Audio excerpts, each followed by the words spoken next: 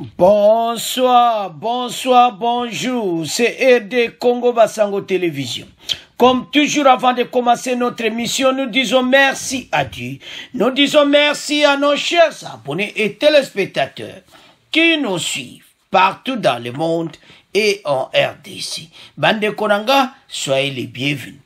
À la une, chers téléspectateurs, gratuité de l'accouchement Bandeko à Kinshasa. Couverture santé universelle et DC bandeko boyoka ndeni masolangwe bandi na Kinshasa ekokoma ba zone nyonso kalate kende l'État kufuta donc kobota okufuta liswe le côté ezaya koyinda esi eyindi bandeko. Alors deuxième point, on va parler si Jean-Marc Kaboun levé des immunités Kaboun aloba kokenan na Assemblée nationale ti makamba juste si la metozoya na point Kaboun. Alors, commençons avec le premier point. Gratuité de l'accouchement à Kinshasa. O baloba kesi yindi. Fachiso a promettre likanda kusala. Ba Congolais tala mboko eko changer ndenge mo tala sikoyo. Mwasa ke l'hôpital a kufuta te ezalaki babasi bakangami na hôpital bata poto baya kufutela bombo mpo abima sikoyo gratuité. Alors totanga toyeba masolo mpe toyoka ye moko ministre ya santé ndeni masolango ezoki. Gratuité de l'accouchement à Kinshasa, le gouvernement doit encore débourser 25 millions, c'est-à-dire pour couvrir Kinshasa mobimba. Gouvernement fait payer ça 25 millions. Déjà, c'est 10 millions de Tikala Baksara à 15 millions. Le gouvernement doit encore débloquer 25 millions de dollars pour compléter l'enveloppe globale permettrait aux 26 autres zones de santé de Kinshasa d'emboîter les pas dans la mise en application de la gratuité de l'accouchement. Jean-Jacques Mbongani, ministre de la Santé au Bozomona Télémiona, Hygiène et prévention, l'a déclaré ce jeudi 4 août, au terme de la troisième phase de son itinérance dans les zones de santé de Moamba à Kinshasa. Selon Jean-Jacques Mbongani, le gouvernement s'est déjà engagé à débourser cette somme pour rendre opérationnel son programme qui rentre dans le cadre de la couverture santé universelle annoncée par le chef de l'État.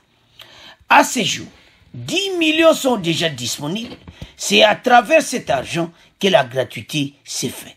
C'est le parquet qui est négocié avec le programme du ministre en lien avec la Banque mondiale, par exemple, et d'autres structures. Nous allons ajouter au niveau du gouvernement 25 millions supplémentaires pour que les structures qui vont entrer dans le cadre des programmes puissent donner des actes définis gratuitement. Outre la visite du centre hospitalier Mbonkole et des cliniques universitaires de Kinshasa, les ministres échangent avec des femmes enceintes et accouchées des centres hospitaliers de Kinshasa à la prise en charge et des effectifs. On a une vision globale de Kinshasa.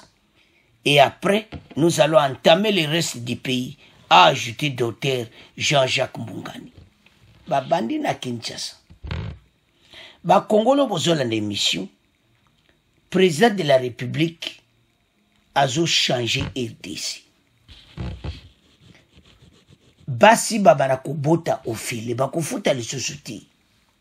Assurance universelle wano ka Banque mondiale ndio mona ba pays européen.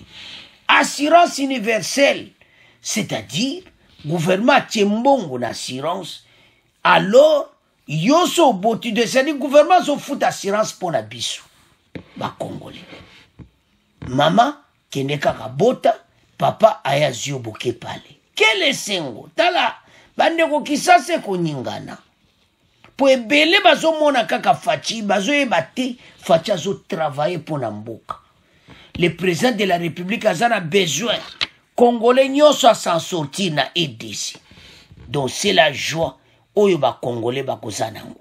Alors ministre azalaki présent akeneki kotala ndenge nini makambango ezo salma. Bandeko basi babota ba mère bazo souffrir omona muta poto azo ya kotiela ye il faut afutela ye hôpital non eza boete mboke si échanger ya te sa ba congolais belé bazo rêver fati aza ko avancer et belé bazo yeba ozo salamati bazo mona kaka boye menzoka nde mwana mboka au sommet de l'état azo ka sucia bandeko na ye azo sala masolo kitoko assurance universelle masolo kitoko c'est ça et loko ba congolais baza ekozela mboka oyo il faut échanger ba congolais tala toleli mingi tala au chef de l'état zo sala pona mboka place ozali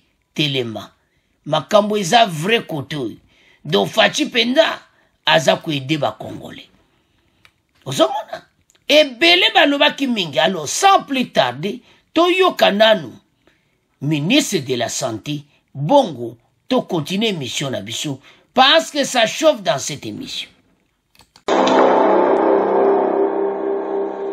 Je vous le disais en titre, 25 millions de dollars américains, c'est la somme restante que le gouvernement congolais devrait débloquer pour compléter l'enveloppe globale qui permettrait aux 26 autres zones de santé de Kinshasa d'emboîter le pas dans la mise en application de la gratuité de l'accouchement. C'est ce qu'a fait savoir Jean-Jacques Mbongani, ministre de la Santé, Hygiène et Prévention. C'est au terme de la 3e phase de son itinérance hier dans les zones de santé de Moamba, ici à Kinshasa.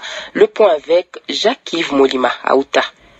Au dire de Jean-Jacques Mbongani, le gouvernement s'est déjà engagé à disponibiliser cette somme pour rendre opérationnel son programme qui rentre dans les cadres de la couverture santé universelle annoncée par le chef de l'État. À ce jour, 10 millions sont déjà disponibles et c'est à travers cet argent que la gratuité se fait. C'est des paquets qui négocient avec des programmes du ministère en lien avec la Banque mondiale par exemple et d'autres structures. Nous allons rajouter au niveau du gouvernement 25 millions supplémentaires pour que les structures qui vont entrer dans le cadre de ce programme puissent donner les actes définis gratuitement. Outre la visite des centres Monkole, centre universitaire de Kinshasa, pour ne citer que cela, le ministre a pris langue avec les femmes enceintes et accouchées du centre hospitalier d'État de Kisenso, où la prise en charge est déjà effective. D'où cette appréciation de Jean-Jacques Mbongani. On a une vision globale de Kinshasa et après nous allons entamer le reste du pays. Programme à suivre donc. Chers téléspectateurs, bande konanga tolandi biso nyonso, ministre de la santé. Omoni makambo nyonso ya lobaki na lera kota ki na pouvoir akosala. La santé universelle. Wana ezaka pona accouchement. Ba Congolais bazo uta poto. Omona yo bimisi basi 5 na hôpital. Oh artiste wakeno non. Gouvernement silisi masolo. Et tikali kaka 25 millions basengi déjà bazo kotsa yango. Banque mondiale ba tia yango monsieur bandi nango. Alors balimba ki batie dia hôpital oyo okere ko boto fe.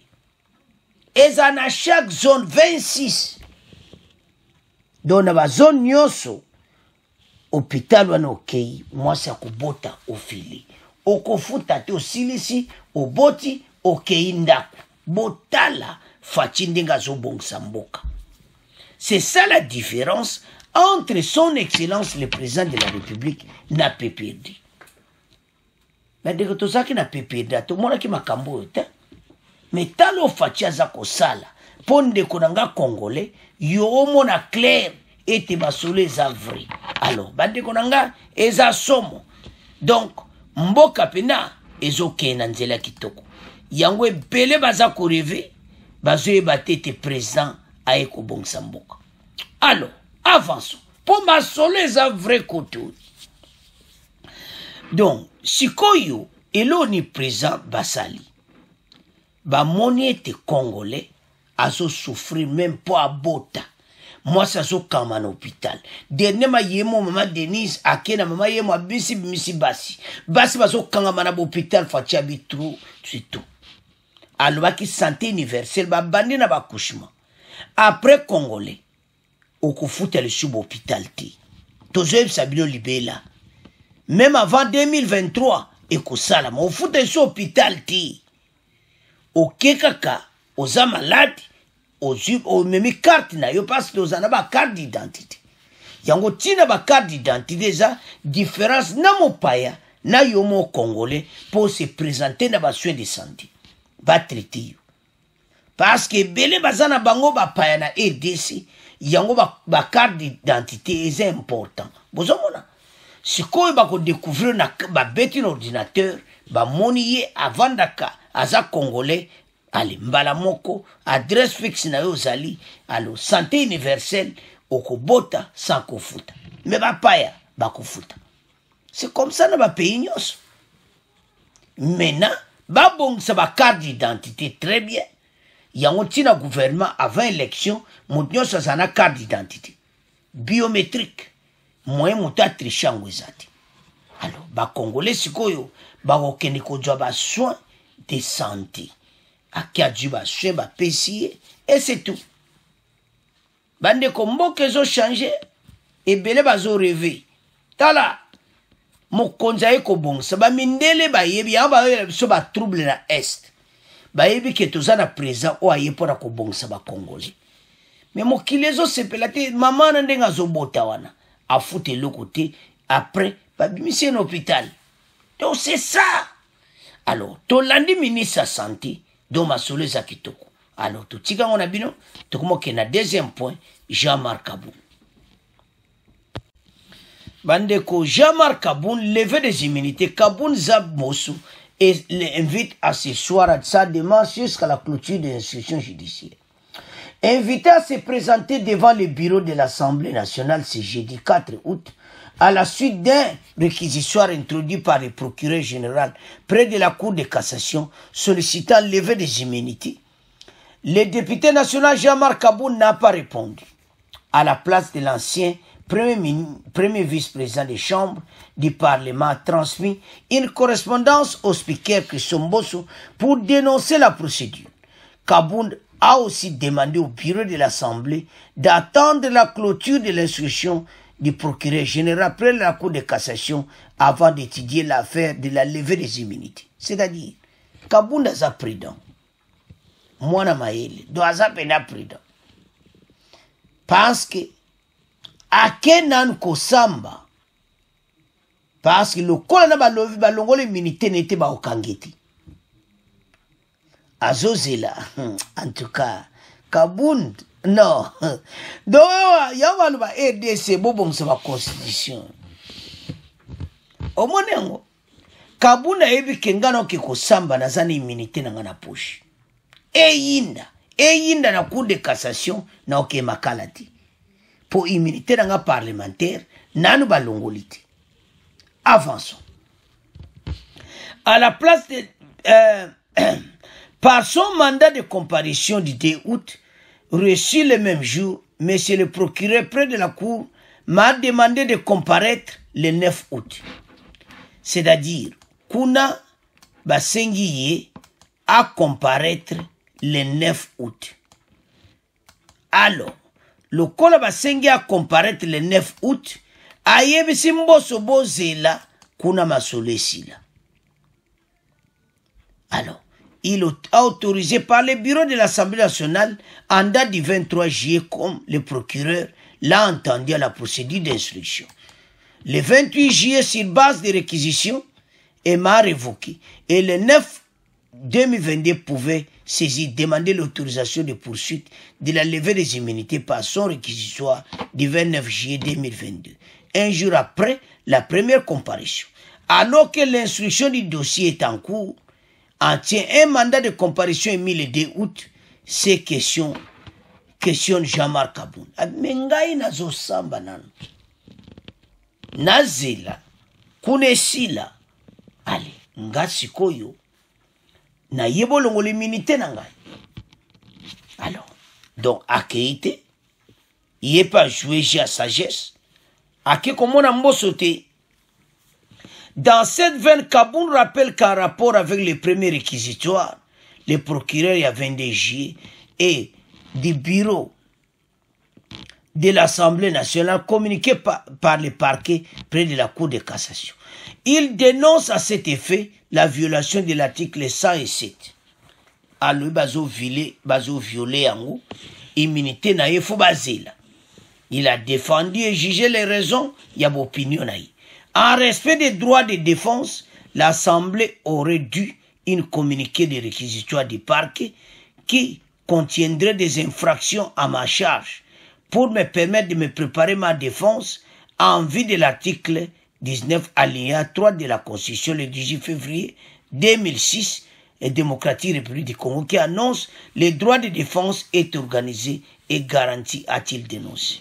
Donc, Constitution oyo PPRD batika eza lokola mutambu eza compliqué. Bolandi wanati. Comment mutu azoke kosamba immunité na balongoli te. Ozomona. Fale balongolo na liboso yake kosamba. Donc c'est dit Jean-Marc Kabunda azawana akende kuna eyinda ebeba ba okangeta oke prison te. Pas immunité na balongoli te. Ozomona. Ba pesika permission ke basamisai. Ba d'autorisation ke basamisai. Mais immunité n'est dans la poche. Il faut que se présente à l'Assemblée nationale, balongo l'immunité na botala makabwa Kabund. Donc Kabund azana ayebisi mboso tozela après le 9 août watu kumonana. Ezaya kuinda esi yindi siko Jean-Marc Kabund bandeko tolandi wana. Alors dossier nezo koma un peu mobulu. Alors selon Jean-Marc Kabund ndeba dossier zo kende. Donc ezo pesa ke ezo mona clairement que Jean-Marc Kabund a dribblé kakabango. Masole kene kaka na Marc wana. Alors, bandeko botala dossier ya Jean-Marc Kabund epe komi. Alors, bandeko nanga eza somo Jean-Marc Kabund na yebi kende makambo ekende. Aolongwa député. Aza sous député te. Makambo ne penande okoma de mpena mobulu vine politique donc oyo ka mort mo politique. A makamba lukaki tala. Kabund il fallait pour l'andabata PPRD. Dans la situation commune. Et aloke makalati. Mais n'andimite aux sous-députés. Donc à Kolongwa. Alors, Jean-Marc Kabund, situation comme au boulot. Alors, bande konangai. C'est à ce point. To comment clôturer mission à Bissou. Bon abonner massivement. Bon partager. Au revoir. À la prochaine.